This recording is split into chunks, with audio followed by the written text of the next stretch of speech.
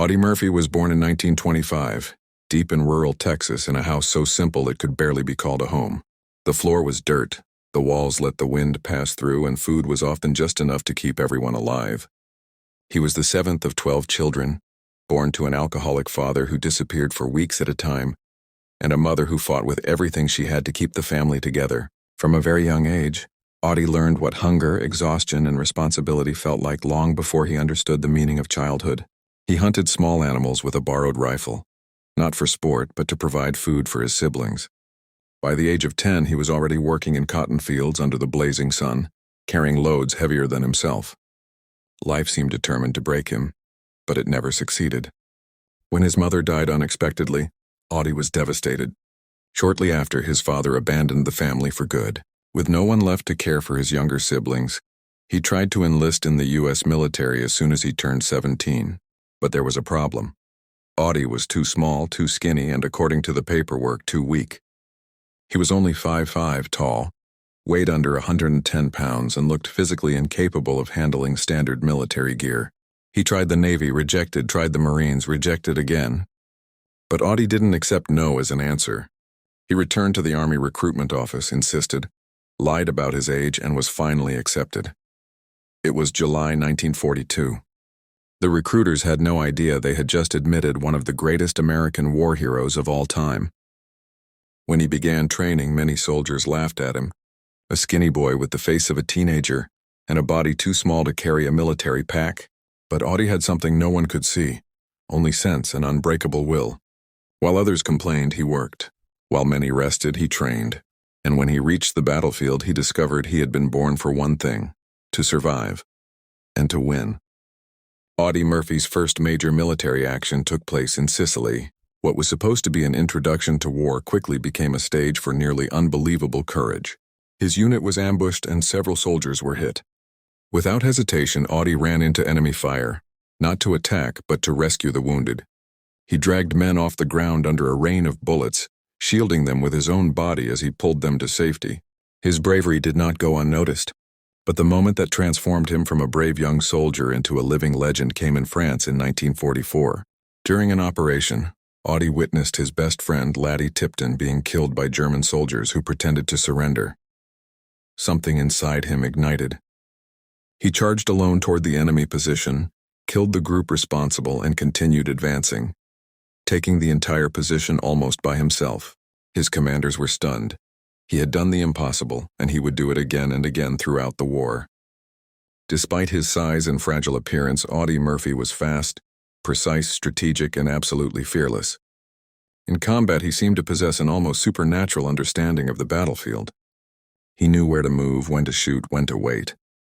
His comrades described him as a ghost, someone who appeared where he was least expected and turned the tide when all seemed lost.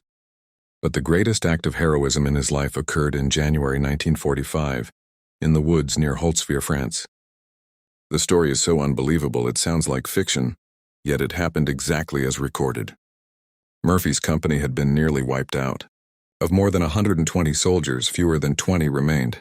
They faced German tanks, heavy artillery, and waves of infantry pushing toward the American line. The commander ordered everyone to retreat. Staying was suicide, but Audie refused. He stayed behind alone to cover his unit's retreat. He was nearly surrounded with no support when he noticed a burning American tank that had been knocked out. On top of it was a functional .50 caliber machine gun. Any trained soldier would say climbing into that tank was certain death. Across the hull. But Audie climbed up anyway.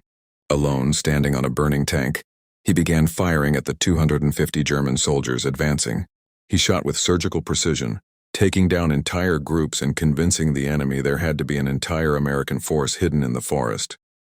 He held his ground for more than an hour under intense fire, being targeted by rifles, machine guns, and artillery shells. At one point, a blast threw him off the tank, but he climbed back up.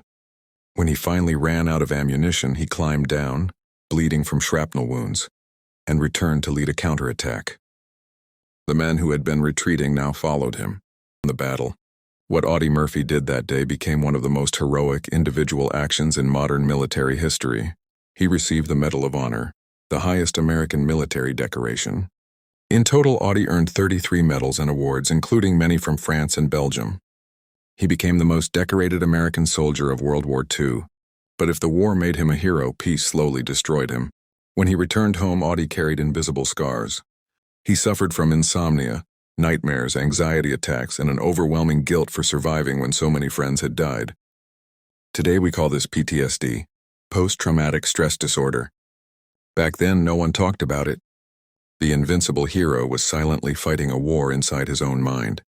He tried acting in Hollywood, published a book about his life, and donated the profits to widows and wounded veterans. But the pain never left. He slept with a gun beside his bed, he avoided crowds, and he dedicated much of his life to warning the world about the silent trauma carried by soldiers, something extremely rare for that era. On May 28, 1971, Audie Murphy died in a plane crash. He was only 45 years old. His grave at Arlington National Cemetery became one of the most visited, second only to John F. Kennedy's. To this day, military academies around the world study his actions, courage, and ability to defy statistics, limitations, and death itself.